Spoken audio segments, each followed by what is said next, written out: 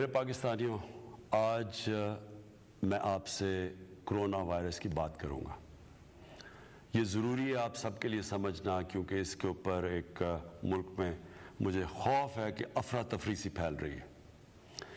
سب سے پہلے 15 جنوری کو ہم نے فیصلہ کیا کہ ہم کرونا وائرس کے اوپر ایکشن لینے لگے ہیں۔ کیوں کیا؟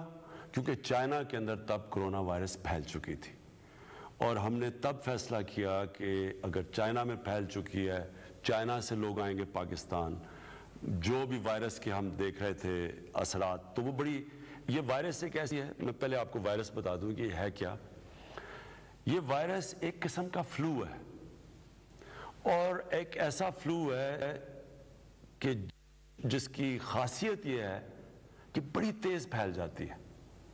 لیکن دوسری طرف یہ آپ سب کو اس چیز سے تھوڑا ذرا مطمئن ہونا چاہیے کہ 97% کیسز کرونا کے بالکل ٹھیک ہو جاتے ہیں، اور ان میں سے 97 میں سے 90% ایسے کیسز ہیں جن کو بڑی مائلڈ سی ہوتی ہے، یعنی ایک زکام جس طرح کھانسی ہوئی اور ٹھیک ہو گئی۔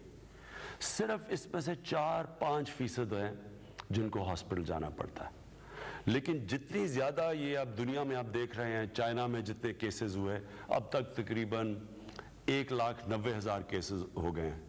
تو جب اتنے زیادہ کیسز ہوں تو ان کے 4-5% بھی ملک میں جب آتے ہیں تو وہ جو آپ کے ہسپتال ہیں، جو فیسلٹیز ہیں، ان کے لیے بہت زیادہ ہوتے ہیں۔ تو اس یہ سمجھنے کی بات ہے کہ اس کی پھر سے میں بتا دوں کہ اس کی جو خطرناک چیز ہے، تیز پھیلتا ہے۔ لیکن دوسری طرف اگر 100 لوگوں کو کرونا ہوتا ہے تو 3% زیادہ تر کون لوگ ہیں جن کے لیے خطرناک ہے؟ وہ لوگ ہیں جو یا ان کی عمر زیادہ ہے تو ان کی امیونٹی سسٹم کمزور ہے، یا ان کو کوئی بیماری ہے، یا خاص طور پہ اگر چیسٹ انفیکشن یا کچھ ہے تو ان کے لیے خطرناک ہے۔ تو پہلے سمجھ آئیں کہ یہ کرونا ہے کیا۔ اب چائنا نے ہمارا جیسے ہمیں پتہ چلا کورونا کا، تو مسلسل ہم چائنا کے ساتھ ہماری بات چیت چلنی شروع ہو گئی۔ اس کے بعد کرونا جو اگلی جگہ گئی وہ ہمارا ہمسایہ ایران میں کمبھ میں شروع ہوئی، اور ہمارے جو زائرین وہاں گئے ہوئے تھے وہ افیکٹ ہوئے اس سے، اور ہم مسلسل ایران کی گورنمنٹ کے ساتھ ان ٹچ تھے۔ اب مسئلہ یہ ہوا کہ وہ جو زائرین آ رہے تھے وہ بلوچستان سے، وہ ایک ایسا علاقہ ہے، ایسا ویرانہ ہے جدھر ان کو وہاں لوجسٹکس، ان کو وہ اس طرح کا ڈاکٹرز پہنچانا، لوجسٹکس پہنچانا بہت مشکل کام ہے، کیونکہ جو بھی دیکھ لیں تفتان کا بارڈر وہ ایک ویرانہ ہے۔ اس لیے میں آج خاص طور پہ بلوچستان کی حکومت کو داد دیتا ہوں اور پاکستان فوج کو، کیونکہ انہوں نے جتنا بھی ابھی تک کیا ہے، یہ انہوں نے مل کے بڑے مشکل حالات کے اندر پوری کوشش کی کہ جو زائرین آ رہے تھے ان کو کوارنٹین بھی کریں اور پھر ان کو وہاں سے بھی نکالیں۔